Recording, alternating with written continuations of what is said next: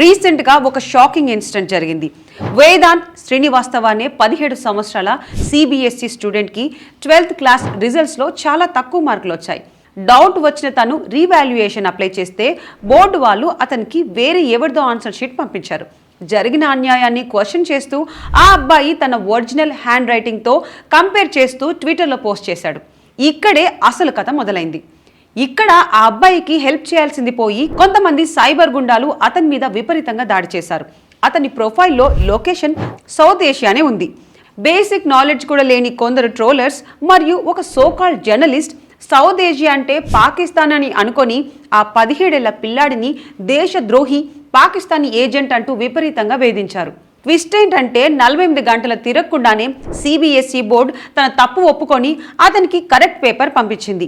దాంతో ఈ troll army అంతా తోకముడిచారు.